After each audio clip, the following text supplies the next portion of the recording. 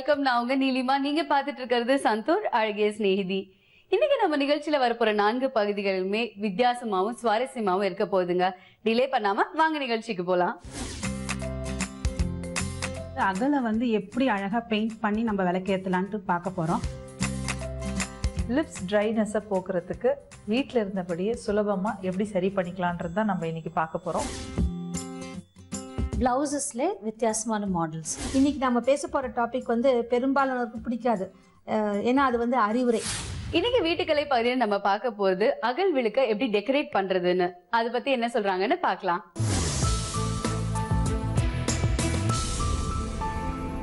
வணக்கம் நேயர்களே. இந்த நிகழ்ச்சியில வந்து அகலை வந்து எப்படி அழகா பெயிண்ட் பண்ணி நம்ம விளக்கேற்றலான்ட்டு பார்க்க போறோம். இதுல வந்து நிறைய டிசைன்ஸ் பண்ணலாங்க. வெறும் ஒரே ஒரு அகலை மட்டும் வச்சு நம்ம பண்ண முடியாது. இருந்தாலும் அதுக்குன்னு நிறைய இருக்குங்க. மண் இதுலயே வந்து நிறைய, அதாவது சூரியன் மாதிரி இருக்கு, பிளேட் மாதிரி இருக்குது, அதுலயே நம்ம டெக்கரேட் பண்ணலாம். இல்ல நம்ம ஒரு ஸ்டாண்டு மாதிரி வேணும்னா உங்களுக்கு சிரட்டை இருக்கு பார்த்தீங்களா, அந்த சிரட்டை மேலேயும் நீங்க அகலை ஃபிக்ஸ் பண்ணி அதுலயும் ஏற்றலாம். உங்களுக்கு எண்ணெயெல்லாம் வடியாது. இப்போ அதுக்கு பெயிண்ட் பண்ணுறதுக்கு அதுக்கு தேவையான பொருட்களை உங்களுக்கு சொல்கிறேன். அது என்னன்னு பார்த்துக்குங்க. இதுக்கு தேவையான பொருட்கள் வந்து மண் அகல் விளக்கு, fabric paints, brushes, stone laces, scissors, glue, white glue. இப்போ எப்படி செய்யலான்னு பாருங்க. இந்த மண் அகல் விளக்கை வந்து எப்படியும் நீங்கள் வந்து ஃப்ரெஷ்ஷாக யூஸ் பண்ணாதீங்க. ஆஃப் அ டே தண்ணியில் வந்து ஊற வைங்க. அப்போ தான் வந்து உங்களுக்கு எக்ஸஸ் பெயிண்ட் வந்து இழுக்காது. நீங்கள் உடனே நீங்கள் பெயிண்ட் பண்ணிங்கன்னா உடனே உங்களுக்கு நிறைய பெயிண்ட் ஆகும். அதனால நீங்கள் ஒரு அரை நாள் வந்து வாட்டரில் வந்து ஊற வச்சுட்டு அதுக்கப்புறமா நீங்கள் யூஸ் பண்ணுங்க. இப்போ எப்படி பெயிண்ட் பண்ணலான்னு பாருங்க. உங்களுடைய சாய்ஸ், எந்த கலர் வேணாலும் எடுத்துக்கலாம். மல்டி கலர்ஸும் பண்ணலாம், இல்லை சிங்கிள் கலராகவும் பண்ணலாம். இப்போ வந்து நான் எடுத்துக்கிற கலர் வந்து பிங்க் கலர் எடுத்துக்கிறேன். பிங்க் டைரக்ட் பெயிண்ட் தான் யூஸ் பண்ணணும். நீங்கள் ஊற வச்சுட்டு இந்த அகலை வந்து ஊற வச்சுட்டு காய வச்சுட்டு அதுக்கப்புறம் பெயிண்ட் பண்ணுங்க. பட் பெயிண்ட்ல வந்து வாட்டர் யூஸ் பண்ணாதீங்க. ஃபர்ஸ்ட் வந்து நான் பாருங்க உள்ள அடிக்கிறேன். ஏன்னா நம்ம உள்ள ஏன் ஃபர்ஸ்ட் அடிக்கிறோம்னா, நம்ம திருப்பி போட்டு அடிக்கும் போது நம்ம கையிலையும் ரொம்ப ஒட்டாது. அதனால உள் பாகம் மட்டும் தான் அடிக்கிறேன் பாருங்க. மேலே வந்து நான் அடிக்கல. ஏன்னா அதுக்கு மேலே வந்து நான் கோல்டு அடிக்க போறேன். அதனால நம்ம அங்கே வந்து பெயிண்ட்டை வந்து அடிச்சு வேஸ்ட் பண்ண வேண்டாம். நீங்க மேலெல்லாம் அடிச்சாலும் பரவாயில்ல, ஏன்னா கோல்டு அடிச்சு நம்ம ஃபினிஷ் பண்ண போறோம். அதனால ப்ராப்ளம் இல்லை. அதுக்கப்புறம் பார்த்தீங்கன்னா பேக் சைடும் அடிக்கணும். அப்பதான் உங்களுக்கு பார்க்கும் போது ஒரு ஃபினிஷிங் நல்லா இருக்கும். எப்பவுமே இந்த மாதிரி ஒரு பெரிய ஏரியா அடிக்கும் போது ஃப்ளாட் ப்ரஷ் யூஸ் பண்ணுங்க. ரவுண்ட் ப்ரஷ்லாம் யூஸ் பண்ணாதீங்க. ஃபுல்லாக நல்லா அழகாக அடிச்சுட்டு எப்படி ஒரு ½ அன் ஹவர், ஒரு 10 மினிட்ஸாவது ஒரு காய விடுங்க. அப்போ தான் உங்களுக்கு அந்த இது ஒட்டி ஆகாது. நமக்கு ஃப்ளாட் ப்ரஷ் வச்சு யூஸ் பண்ணுங்க. அப்போ தான் நல்லா இருக்கும். ரவுண்ட் ப்ரஷ் யூஸ் பண்ணாதீங்க. இப்போ பாருங்க, எப்பவுமே நீங்கள் பேக் சைடில் அடித்து முடிச்சோன்னே கீழே ஒரு பிளாஸ்டிக்கோ இல்லை பேப்பரோ வச்சு மேலே வைங்க. அப்போ தான் நம்ம வீடு அந்த இது பெட்ஷீட்டோ இல்லை வேற எதுவுமே அழுக்காகாது. இப்போ பார்த்தீங்கன்னா இது ஃபுல்லாக முடிச்சிட்டேன். இப்போ மேல் பாகத்துக்கு வந்து நான் கோல்டு அடிக்க போகிறேன். ஏன்னா கோல்டு அடித்தாதான் பார்க்கறதுக்கே ஒரு லுக்காக அழகாக ஒரு ரிச் லுக்கு இருக்கும். அதனால அதுக்கு ரவுண்ட் ப்ரஷ் யூஸ் பண்ணுறேன். கோல்டு அடிக்காமல் நீங்கள் அடிச்சிங்கன்னா பார்க்க நல்லா இருக்காது. இதுதான் ஒரு ஹைலைட்டாக. உங்களுக்கு கோல்டு அடித்தாதான் ஒரு ஹைலைட்டாகவே இருக்கும். இது ஒரு சின்ன ஏரியானால கொஞ்சம் பொறுமையாக அடிங்க.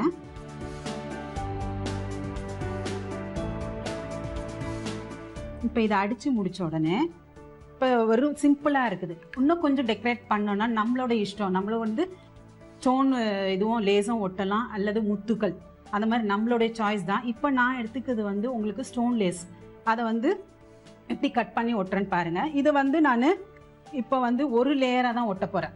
தின் லேயராக தான் ஒட்ட போகிறேன். நம்மளோட இஷ்டம். இப்போ நம்ம யாருக்காவது நீங்கள் ரொம்ப நெருங்கிய உங்களுக்கு கொடுக்கணுன்னீங்கன்னா நல்லா இன்னும் கிராண்டாக ரிச்சாக ஒன்றுன்னா 2 லேயர் வச்சு யூஸ் பண்ணிக்கலாம். இப்போ நான் வந்து ஒரு லேயர் வந்து கட் பண்ணி உங்களுக்கு காட்டுறேன். சிங்கிள் லேயராக. ஏன்னா நீங்கள் சின்ன சின்னதாகவே கட் பண்ணிக்கோங்க. ஏன்னா பெருசாக கட் பண்ணிங்கன்னா ஒட்டும் போது நமக்கு கஷ்டமாக இருக்கும். அதனால சிங்கிளாக அப்படியே கட் பண்ணிங்க. இப்போ பார்த்தீங்கன்னா உங்களுக்கு உங்களோட விருப்பம். இப்போ நீங்கள் கோல்டு போடலை, இங்கே தான் எனக்கு முத்து வேணும்னாலும் ஒட்டிக்கலாம். இப்போ வந்து நான் சைடில் ஒட்ட போகிறேன். அதுக்கு வந்து வெள்ளை பசை எடுத்துக்குங்க. வெள்ளை பசை எடுத்து இந்த நுனி பாகத்தில் இருந்து வாங்க.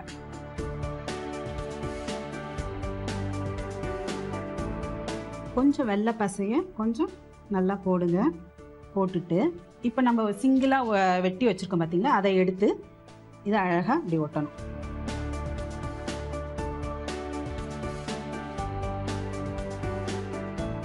இப்போ பார்த்தீங்கன்னா அந்த கர்வ்லாம் வரதுனால தான் கொஞ்சம் சின்ன சின்ன பீஸாவே நீங்கள் வெட்டி நீங்கள் அதை ஒட்டலாம். அது வந்து உங்களுக்கு ஒன்றுமே தெரியாது, எங்கே நம்ம ஒட்டியிருக்கோம், ஸ்டார்ட் பண்ணியிருக்கோம், எங்கே முடிச்சிருக்கோன்றது தெரியாது. அதனால நம்ம கவலையே பட வேண்டாம். என்னடா ஒன்று ஒன்றா நம்ம வெட்டிட்டோமேன்றது கவலைப்பட வேண்டாம்.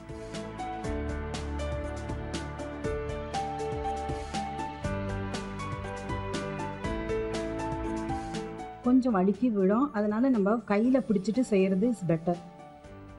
இப்போ இதோட முடிச்சுக்கலாம். நமக்கு எவ்வளோ தேவைன்னு நமக்கு தெரியும், அந்த அளவுக்கு நம்ம முடிச்சுக்கலாம். இப்போ உள்ளே வந்து இப்போ இதே ஒன்றும் ரொம்ப சிம்பிளாக இருக்குன்னு தோணுச்சுன்னா உங்களுக்கு உள்ளே வந்து கோல்டு வச்சு ஒரு ஸ்வஸ்டிக்கோ இல்லை ஓமோ எது வேணாலும் நம்ம போடலாம். இப்போ நான் உங்களுக்கு வந்து ஸ்வஸ்டிக் எப்படி போடுறதுன்னு காட்டுறேன். நிறைய கடையில் பார்த்துருப்பீங்க நீங்கள், எல்லா அகல்லையும் வந்து ஓமோ இல்லை ஸ்வஸ்டிக்கோ இருக்கும். ஸோ நீங்கள் அதனால நானும் ஒரு சின்னதாக ஒன்றே ஒன்று போடுறேன், இன்னும் நல்ல ரிச் லுக் இருக்கும்.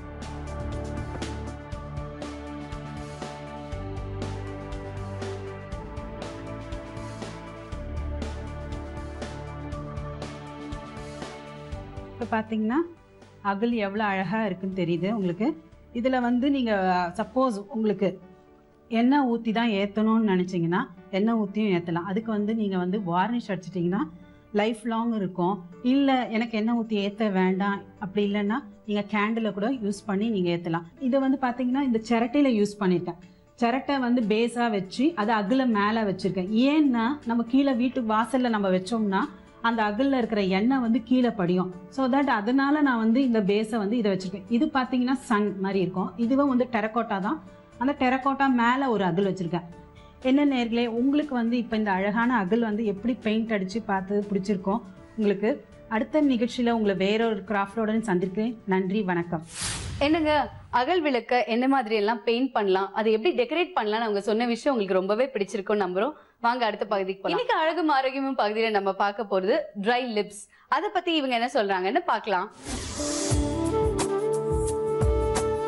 வணக்கம் நேர்களே, இந்த நிகழ்ச்சியில நம்ம பார்க்க போறது லிப்ஸ் ட்ரைனஸை போக்குறதுக்கு வீட்டில் இருந்தபடியே சுலபமா எப்படி வந்து நம்ம இந்த ட்ரைனஸ், அதாவது வறண்ட போன ஒரு உதடை எப்படி சரி பண்ணிக்கலான்றது தான் நம்ம இன்னைக்கு பார்க்க போறோம். தேவையான பொருட்கள் பீட்ரூட், அடுத்தது நல்ல சுத்தமான கோகனட் ஆயில் எடுத்து வச்சிருக்கேன், அடுத்தது சுகர் சர்க்கரை, ஃப்ரெஷ் க்ரீம் இல்லைன்னா இந்த பால் ஆடை அதை வந்து எடுத்து வச்சிருக்கேன். ஸோ இப்போ ஃபர்ஸ்ட் நம்ம என்ன பண்ண போறோம்ன்றது பீட்ரூட், பாலாடை, பியோர் கோகனட் ஆயில், இந்த மூணுத்தையும் நல்லா நம்ம ஒரு மிக்சியில் அரைச்சிக்கலாம். இந்த மூணுத்தையும் வந்து நீங்கள் வந்து 1 by 1 இப்போ நான் போட போகிறேன். ஸோ ஃபஸ்ட்டு வந்து பீட்ரூட், அடுத்தது இந்த ஃப்ரெஷ் க்ரீம் அதாவது இந்த பால் ஆடை அது 1 ஸ்பூன் சேர்த்துக்கிறேன், அடுத்தது சுத்தமான தேங்காய் எண்ணெய், ஸோ இதையும் 1 ஸ்பூன் சேர்த்துக்கிறேன். இந்த மூணுத்தை மட்டும் ஃபஸ்ட்டு நல்லா கிரைண்ட் பண்ணிக்கோங்க.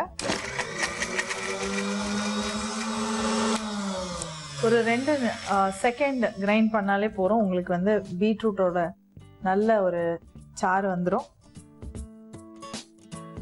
பீட்ரூட்டுக்கு வந்து நிறைய நேரம் வந்து நம்ம மிக்சியில் போடணுன்ற அவசியம் கிடையாது. இதை வந்து வெறும் அந்த சாறை மட்டும் எடுத்துக்கிறேன் நான். அந்த விழுது வேண்டாம், வெறும் சாறை மட்டும் எடுத்துக்கோங்க.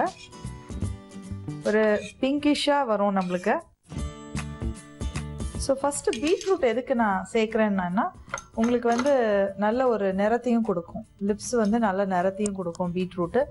மெயினான நம்ம இந்த ட்ரைனஸை போக்குறதுக்கு என்ன தேவைப்படுதுன்னு பார்த்தீங்கன்னா பால் ஆடை. இந்த பால் ஆடை வந்து நீங்கள் பால் காய்க்கும் போது அந்த லேயராக ஃபார்ம் ஆகும் இல்லையா, அதுதான் பால் ஆடை. அது சப்போஸ் உங்களுக்கு கிடைக்கலன்னா கடையில் வைக்கிற ஃப்ரெஷ் க்ரீம் யூஸ் பண்ணிக்கோங்க. இதோட நான் வந்து பியோர் தேங்காய் எண்ணெய் சேர்த்துருக்கேன். தேங்காய் எண்ணெய் வந்து உதடுகள் வந்து வெடிப்பாக இருக்கும், ஒரு சில உங்களுக்கு வந்து லைனாக ஒரு வரியாக இருக்கும் உதடுங்களுக்கு. பெண்களுக்கு மட்டும் இல்லை ஆண்களுக்கும் இது வந்து ரொம்ப யூஸ்ஃபுல்லாக இருக்கும் இதை பண்ணிட்டு வந்தீங்கன்னா. ஸோ அதையும் நான் சேர்த்துருக்கேன். பீட்ரூட், கோகனட் ஆயில் அண்ட் பாலாடை, இது 3 சேர்த்தியாச்சு. அடுத்தது கடைசியாக நம்ம யூஸ் பண்ணுறதுக்கு முன்னாடி, அதாவது உதடில் வந்து அப்ளை பண்ணுறதுக்கு முன்னாடி நீங்கள் வந்து 1 ஸ்பூன் சர்க்கரையை சேர்த்துக்கோங்க. ஸோ இதையும் நல்லா மிக்ஸ் பண்ணிக்கிறேன். சர்க்கரை, பீட்ரூட், பாலாடை, பியோர் கோகனட் ஆயில், இந்த மிக்சரை வந்து நீங்கள் வந்து ஒரு சின்ன காட்டன் பால் எடுத்துகிட்டு அதை டிப் பண்ணிவிட்டு உங்கள் உதடுகள் மேல்புறமும் கீழேயும் நல்லா வந்து அப்ளை பண்ணிக்கோங்க. அப்ளை பண்ணிவிட்டு ஒரு ஜென்டிலாக கையிலேயே உங்களோட விரல்களாலேயே ஒரு நல்ல மசாஜ் கொடுங்க. மசாஜ் கொடுத்தீங்கன்னா அந்த டெட் ஸ்கின்ஸ் ட்ரைனஸ் வந்து எதனால் வருதுன்னா அந்த டெட் ஸ்கின்ஸ் வந்து ஃபஸ்ட்டு ஃபார்ம் ஆகும் நம்மளுக்கு. ஸோ அந்த டெட் ஸ்கின்னை ஃபஸ்ட்டு நம்ம அதை நீக்கணும். அதுக்கப்புறம் ஒரு ஜென்டிலாக மசாஜ் கொடுத்துட்டு அப்புறம் பிளெயின் வாட்டர், சூடாகவும் இருக்கக்கூடாது, வெதுவெதுப்பான தண்ணியும் இருக்கக்கூடாது, ரொம்ப பிளெயின் வாட்டர் கோல்டாகவும் இருக்கக்கூடாது. பிளெயின் வாட்டரில் அந்த உதடை ஒரு 10 minutes 15 minutes நீங்கள் மசாஜ் செஞ்சுட்டு அப்புறம் அழகாக கழுவிடுங்க. இந்த வறண்ட உதடு பராமரிப்பது எப்படின்றத மீண்டும் இன்னொரு முறை சொல்கிறேன். இதுக்கு தேவையான பொருட்கள் சுகர், பியோர் தேங்காய் எண்ணெய், பீட்ரூட் சாறு மற்றும் உங்களுக்கு அந்த பாலாடை. இந்த நல்லத்தையும் கலந்துட்டு உங்கள் மேல்புறம் கீழ்ப்புறம் இருக்கிற உதடில் நல்லா அப்ளை பண்ணிவிட்டு ஒரு 10 நிமிஷம் நல்லா மசாஜ் பண்ணிவிட்டு பிளெயின் வாட்டரில் நீங்கள் அலம்பிட்டிங்கன்னா உங்களுடைய வறண்ட உதடு ப்ராப்ளம் ரொம்ப சீக்கிரமே உங்களுக்கு வந்து மறைஞ்சிடும். ஸோ நேர்களே, இந்த நிகழ்ச்சி உங்களுக்கு ரொம்ப ஈஸியாகவும் பயனுள்ளதாக இருக்கும்னு நினைக்கிறேன். மீண்டும் அடுத்த நிகழ்ச்சியில் சந்திக்கிறேன். வணக்கம். என்னங்க, ட்ரையா இருக்கிற உதடுகளை எப்படி பராமரிக்கிறது நீங்க சொன்ன விஷயம் உங்க எல்லாருக்குமே பிடிச்சிருக்கும்னு நம்புறோம். வாங்க அடுத்த பகுதிக்கு போலாம். இன்னைக்கு ஃபேஷன் உலகம் பகுதியில் நம்ம பார்க்க போறது பிளவுசஸ் என்ன மாதிரிலாம் ஸ்டைலிங் யூஸ் பண்ணலாம் அப்படிங்கிறது தான். பார்க்கலாமா? வணக்கம் நேயர்களே, இன்னைக்கு நம்ம பார்க்க போகிறது வந்து பிளவுசஸ்ல வித்தியாசமான மாடல்ஸ். நம்ம எல்லாரும் புடவை கட்டுவேன், அதுக்கு வந்து எல்லாமே சிமிலராக இருக்கு. ஆனால் இன்னும் வித்தியாசமாக பண்ணலாம் வந்து அது வந்து ப்ளவுசஸில் தான். ப்ளவுசஸ் இல்லைன்னா சோலிஸ், இந்த மாதிரி இப்போது வந்து சோலி டிசைன் தான் நிறைய இம்பார்ட்டன்ஸ் இருக்குது. அதாவது சாரியோட முக்கியமான விஷயம் வந்து ப்ளவுசஸில் தான் இருக்கும். அதோட ஃபிட்டு கரெக்டாக இருக்கணும், அதோட மெட்டீரியல் கரெக்டாக இருக்கணும், அதே மாதிரி அதோட நெக்கு, ஸ்லீவ்ஸு, இந்த மாதிரி டீட்டெயில்ஸ் எல்லாம் ரொம்ப முக்கியம். அது நம்மளோட ஃபிகர் டைப், அதாவது நம்ம இப்போது ஒல்லியாக தெரியணும்னா இல்லைன்னா இப்போது கலர் கொஞ்சம் என்ஹான்ஸ் பண்ணோம், அது நல்லா அது கலர் தெரியணும், அந்த நம்ம ஸ்கின் டோனுக்கு மேட்ச் பண்ணோம், இந்த மாதிரி ப்ளவுசஸ் தான் முக்கியமான விஷயம்.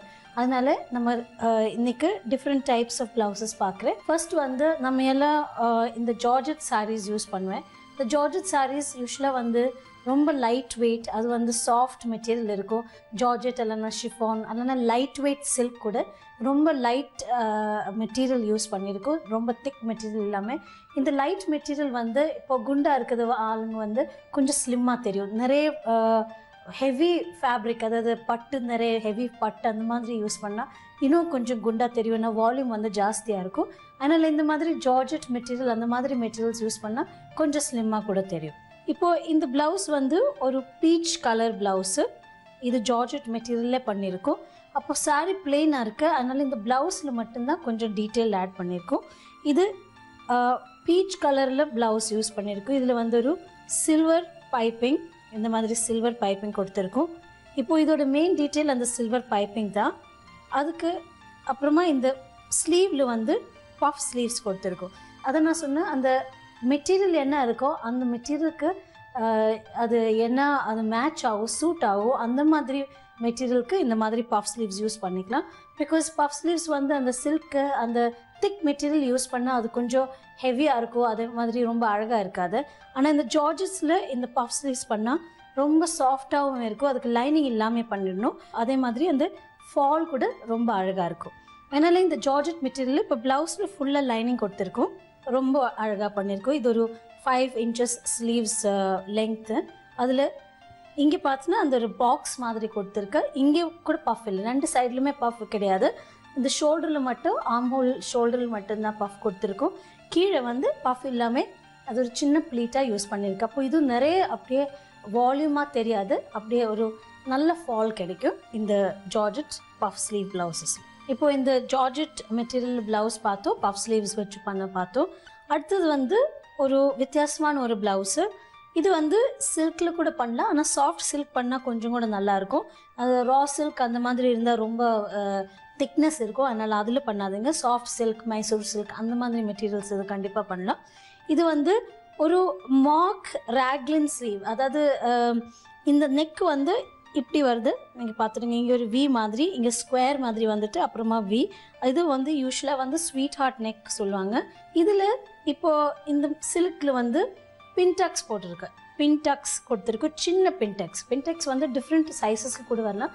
ஆனால் இது வந்து சின்ன பின்டெக்ஸ். அதான் சொன்னேன், அந்த மெட்டீரியல் வந்து ரொம்ப தின்னாக இருந்தால் இந்த மாதிரி பின்டெக்ஸ் கொடுத்துக்கலாம். அல்லனா ரொம்ப திக்காக இருந்தால் அது வந்து கொஞ்சம் அதோட இது திக்னஸ் நிறைய ஜாஸ்தி ஆகிடும். அதனால் அந்த மெட்டீரியல் யூஸ் பண்ணாதீங்க. இது வந்து சாஃப்ட் சில்கில் யூஸ் பண்ணும். இதில் வந்து நம்ம இப்போது எல்லா சாரிலும் ப்ளவுஸ் பீஸ் வரும்போது அந்த ப்ளவுஸில் பாடி ஆஃப் த ப்ளவுஸ் வந்து பிளெயினாக இருக்கும், பார்டர் கண்டிப்பாக இருக்கும்.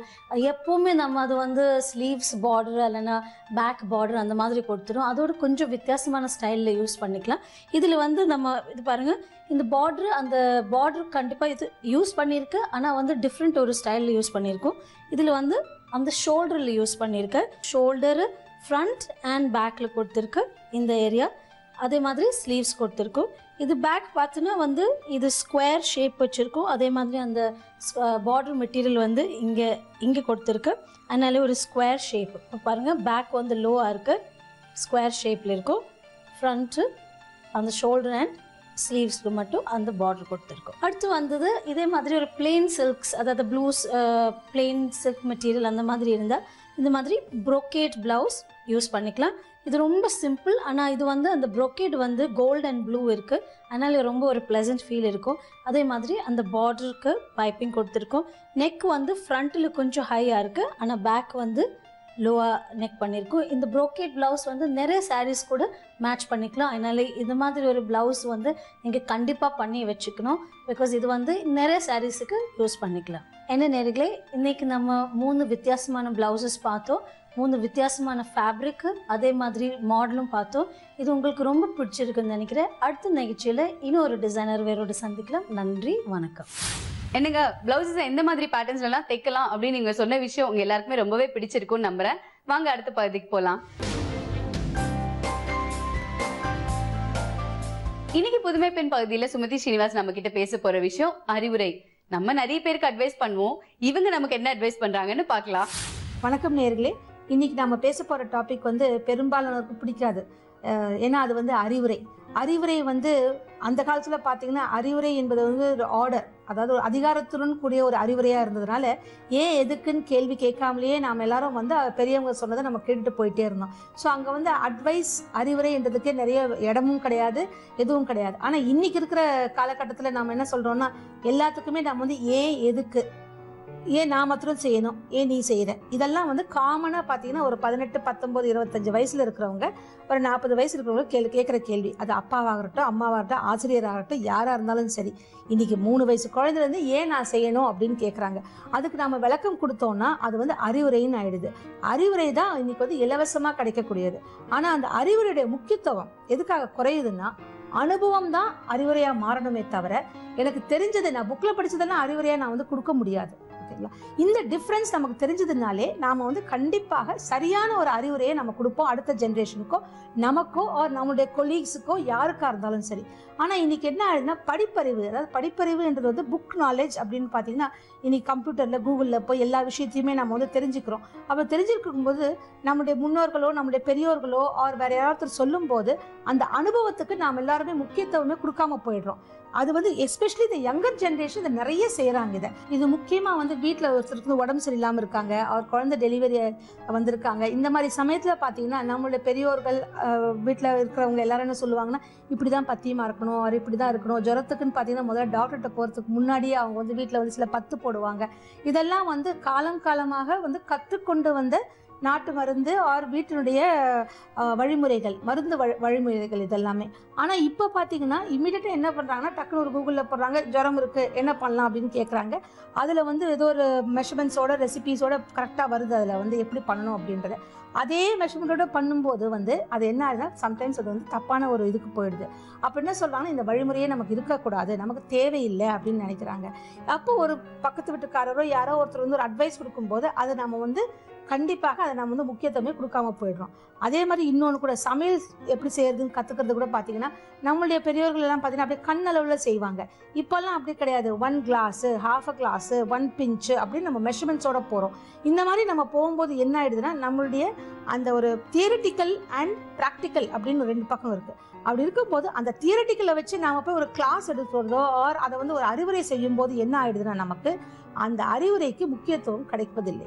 அதனால அனுபவத்துடன் கூடிய அறிவுரை தான் நம்ம எல்லாருக்குமே நல்லதே தவிர ஜஸ்ட் அறிவுரை எனக்கு தெரியும், நான் படிச்சிருக்கேன், ஆனால் நான் வந்து அறிவுரை கொடுக்கலாம் அப்படின்னு நினைக்கிறது வந்து வேஸ்ட்டு. ஏன்னா யாராக இருந்தாலும் சரி அந்த அறிவுரை கொடுக்கும்போது கொடுக்குறவங்க ரொம்ப சந்தோஷமா இருக்கும். ஏன்னா அவர் பேசுறாரு, மற்ற பேர் வந்து கேட்டுட்டு இருக்காங்க. அதனால் ரொம்ப சந்தோஷமான ஒரு சூழ்நிலை அது அறிவுரை கொடுக்குறவங்களுக்கு. ஆனால் அந்த அறிவுரையை வந்து தன்னுடைய ஒரு அனுபவத்தோடு கூடி சொல்லும் போது அதை சொல்றவர் வந்து உணர்ந்து பேசுறாரு.